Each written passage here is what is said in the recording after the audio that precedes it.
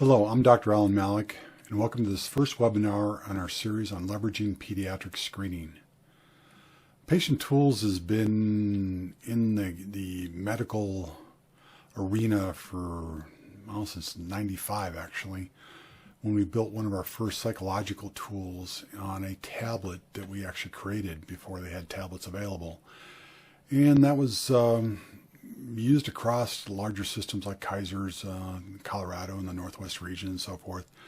And over the years, we've got into other areas as well, a lot of chronic pain sort of activity. There's a lot of psych components associated with all that. And we also got into early childhood, and a lot of the stuff that we get into there is really around the social emotional aspects of things, but we also get into the developmental and start looking for other things like autism and so forth. But it's generally essentially we're looking at being a screening tool capability, and we put together whatever combination of measures that makes sense. And over the years, we've learned how to automate this entire process. So what we end up doing with it then basically is we have a great system for interfacing patients to your EMR and gathering good data that you can then pull in as lab results and pop them into your EMR. So what we're going to do here is we're going to build out essentially a series of webinars here, and we're going to kind of follow CJ Peek's three-world view. And the whole idea in there is that you need to look at, a very simplified model of medical is to think about it from a clinical perspective, essentially a clinical view, a operational view, and a financial view. And so webinar number one, we're going to get into the clinical aspects of this whole thing.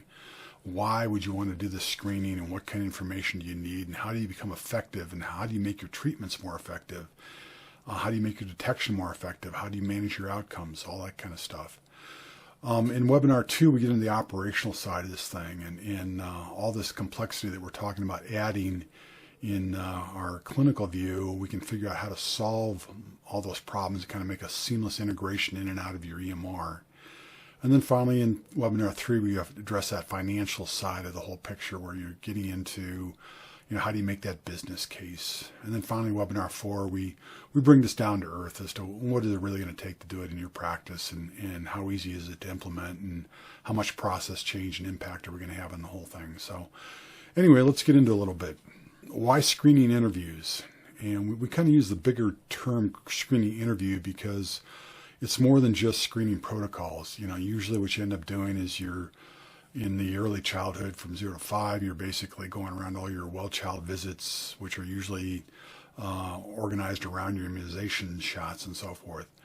And so, what kind of information should you be pulling at those different places and so forth? And then what you find is that there's just a lot of information. You want a real depth of information. And if you start to detect something, you want to be able to dive deeper.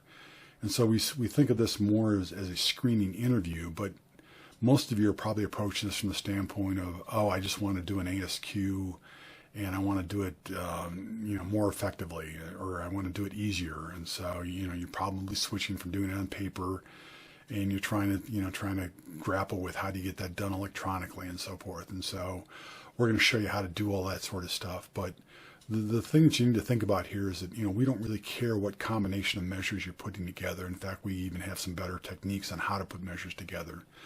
But we're trying to get down to that, how do you become more effective? And so the effective side of this whole thing really comes down to, what kind of studies have been done to come back and say, if you measure these sorts of things, then you'll be able to follow up with treatments that are essentially known to be effective in terms of improving the health of the child. And so a lot of those guidelines along these are basically AAP. And so, especially in your early childhood, you're definitely looking at your AAP guidelines. And as you get out more into adolescence, you start moving up into more of the United States Preventive Services Task Force sort of guidelines.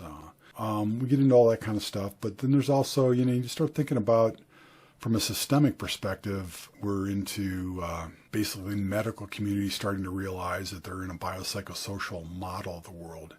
And you start looking at stuff like your ACE studies and so forth, where you've got trauma coming back in and affecting the whole process. And then you got to think about parents and parent involvement and parent advocacy and parent education and getting parents into the whole process. And along with all that, then, what you end up with is just you got a lot of stuff that you can get into. And, the better depth of information you can get, and especially when you're doing it automated, which is what we'll get into here, you're finding out that your patients are doing all your essentially your parents, and as they get into adolescence, then the child themselves is actually doing the work. But when you do it electronically, it's all being done for you. All your data entry is being done for you, and if you automate your essentially seamless integration in and out of your EMR, you can basically get away with doing this without any staff time involved at all. It just kind of depends on how you configure and so forth. So let's get into all that. Get into this screening interview. We kind of alluded to here. It's all about breadth. You want to be looking at the mental health of the parent. You want to be looking at the development of the child. Now the AAP guidelines are coming back with you want to look at the behavior and social emotional. But if you even go further, you start getting into the trauma and essentially safety sort of issues, social determinants of health. Trauma-informed care. There's a whole spectrum of things that you want to get into. So get into that breadth of care, and that's the reason why you want that screening interview. Let's look at some of the prevalences that, in your population, and these are just some of the ones that we've come across where there's a lot of that postpartum sort of issues going on that you really want to get into. There's developmental delays. There's a high prevalence of autism. 2% doesn't seem all that high, but, if you don't get on that early, you're just creating more and more problems for everybody. It's more cost. It's just more trauma to the system and so forth. Then your social emotional. You're all over the place. In fact, indicators are that we're actually having more social emotional problems as our culture evolves, I guess is the way to say it. Then you get into symptoms and then just behavioral sort of issues on down the road. But, you can see you get some pretty high numbers here. Your population obviously will be different, but, just kind of gives you a ballpark of the different sort of issues that you want to be exploring and keeping an eye on. So real quickly on the postpartum, the whole concept here is you're trying to improve the mental health of the parent, which then has effects, on basically the health of the child, obviously. And the United States Preventive Services Task Force has come out with recommended guidelines and so forth. And, they've been able to show that this is actually effective and useful. From some of our own work, we've been able to show that, when you start doing essentially postpartum depression screening in regular OBG or regular primary care or pediatrics and so forth, you'll actually see a drop in the utilization of the emergency services. There are numbers to pull that whole thing out. We start getting into developmental delay. And so when you look at this from a systemic perspective, the thing that the medical community has to understand is that there really aren't good mechanisms to get to the child in the age range of 0 to 3, which is where most of your developmental activity is going on. There's I think you're 95% by the time you get to age 5, but you really want to be getting these kids at 0 to 3, and they're not really out into the system. The educational system won't get them until age 5. Some of your early learning centers will get to them earlier and so forth, but even those, you're not going to put them on in there right away. And so the people who will see children in the ages of 0 to 3 will be the medical side. And so even if they're not doing the immunizations or they've decided to opt out of that sort of thing, they're still going to come in for well child checks. If you want to get good reach out and get to people, get to children during those developmental years and get on the delays and help the child out, it really has to be done in pretty much in a medical setting. There are other routes around it, but medical is best. And so the AAP guidelines have come out and they said, at a minimum, you should be doing 9, 18, and 30 months.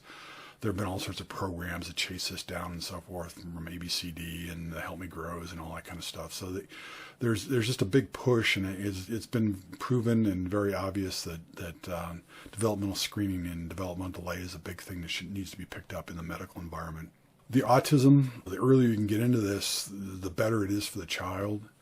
There are some new screening sort of techniques that are coming out, like around relational sort of activities, where you can actually do observations for a couple, 3 minutes and, looking at eye contact and smiles and so forth. And you can actually train staff to be able to detect autism down to, 4 months. It's sensitive down to that level. And so The sooner you can get on this, the better off you are. But, at a minimum, it's got to be screened. And normally you would pick this up as part of a physical sort of exam. So the autism guidelines are probably more for people who are not showing up in medical settings and so forth. But there are standardized tools for doing that. And they're, basically, as long as you have a system behind it, you know that you're picking these things up. Social emotional, this goes back to biopsychosocial. We, way back in the early 2000s, we were working on our Foundations for Success program up in outside of Minneapolis, or around Minneapolis and St. Paul. They were going through and using the ASQ social emotional screener. What they ended up doing then is they created this group called their Early Childhood Information and Referral.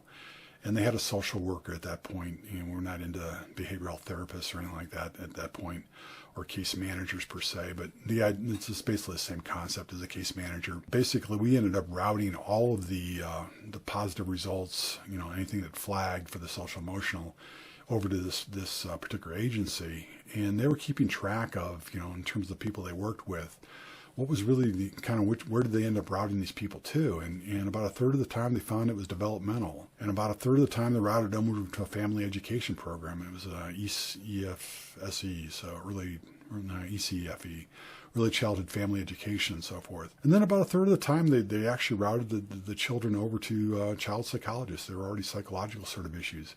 But if you look at that, it all breaks down to this biopsychosocial model. And you're seeing this stuff way early on at 6 and even 1 year old and so forth. So 6 months and 1 year old, and you really want to get ahead of the whole problem. It's not an area that we've been tracking that much on the medical side anymore. In the more modern day sort of stuff, maybe you have an integrated behavioral health therapist or something like that has been put into your practice, and then you can detect stuff from a social emotional behavior sort of level and route them over to that therapist in the process. But whether they're co-located with you or not, you need to be detecting these things and routing people appropriately. And then once you get out of the 0 to 5, then you start getting over to the Pediatric Symptoms, which is kind of the follow-on for the developmental sort of stuff. But then you also see in the 6 to 11 years old, you start getting your behavioral health sort of issues. And you need to start tracking this sort of stuff. There's a lot of anxiety and worry, and there's a lot of trauma. Trauma-informed care starts hitting in these ages and so forth. So, it's never too early to get into these sorts of activities. And once again, all have been shown to be, effective sort of measures to be doing in terms of improving the health of the child. And finally, you get up into your behavioral health. Once you hit age 12 to 18, you're almost like you're an adult at this point. And, there's a lot more. It's not just the anxiety and worry. There's PTSD at this point even. You start to have to worry about drug and alcohol use, getting into depression and suicidality. The teen screens were all about this sort of stuff. The AAP guidelines, United States Prevalence Service Task Force recommendations. You just have a whole raft of areas that you need to be monitoring and detecting and, at least being the gatekeeper to get these people off to where they need to be. And then, other aspects of this thing that you don't really think about is that, screening ends up educating, especially when you're doing stuff in the early childhood area. Most parents have no idea what their child should be capable of doing in those early years. And so when you just walk through, by just simply taking the screening and putting the idea in the parent's mind that their child should be doing a certain level of activity, essentially you're educating and you're engaging, and but you can go further. You can start thinking about the reports that you're putting out and the kind of information you're feeding back. But you can start getting into this process of better educating them as parents. And there's always that fine line that you have to get into, but you need to at least detect that there are issues outside of just the developmental sort of stuff. But you start getting into social determinants of health. You start getting into all sorts of other aspects, and if you can detect them and get them to resources, get them to services and so forth, you're just helping that child in the long run. We get into this process of how do you turn a screening into a patient interview. This is kind of where a lot of the automation comes in, and you need to start thinking about essentially doing a more dynamic sort of administration. So the first thing, obviously, is you have to have age-based protocols. So you know that there are certain age groups that you want to hit with developmental sort of screens, and then there's you want to be careful unless you're using instruments that can handle it. You want to be doing the social motion, maybe offset from the developmental sort of stuff. If you've got the right kind of screening, you can actually do those together and so forth. But at what points do you detect the autism? I mean, so that's like your 18 to 30 months and so forth. So, there's just different, age-based sort of things in terms of what screenings you do in those given age groups. But then if you start putting a bunch of those screenings together, you can start getting into the concept of a pre-screen. And so you can kind of go, oh, if you use a pre-screen, you can sit back and go, oh, I don't have to go any deeper. And so it allows you to get more questioning done and so forth. And so a lot of what the development is being done these days is to get around this idea of pre-screens and triggers. So if you're using like a SWIC, they'll trigger off and hit out onto autism and out onto maternal depression and so forth. And so you can start using these different assessments to actually trigger other assessments.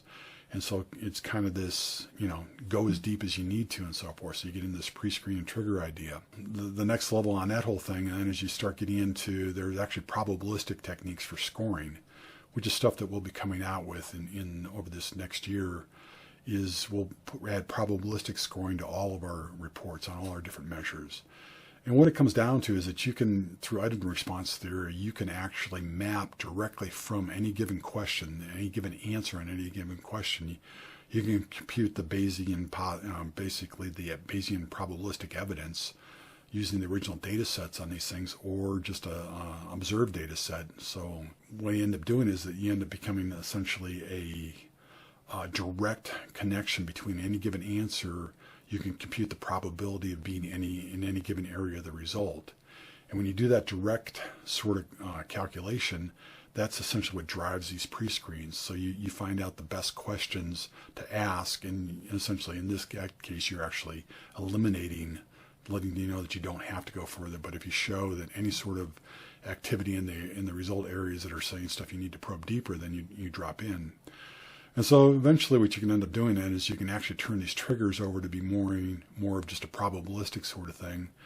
And ultimately what that gets for you is that now you can be much more dynamic about how you question. You can get into much greater areas and so forth. So you can maintain that breadth, or actually increase the breadth that you're getting into, increase the depth that you're going to, while still kind of shortening the length of the survey. And essentially what that comes down to, you end up with AI-based interviewing, which is really where the whole industry is moving.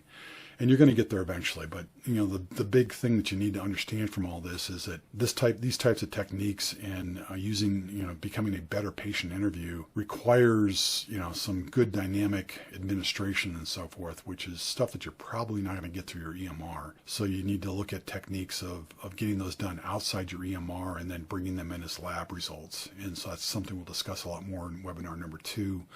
But it's just something to think about, that you really want to get to the point of, you want this patient interview, and you want to be able to go as deep as you can with as few questions as you possibly can, with as great a breadth as you possibly can, and the dynamic interview gets that for you.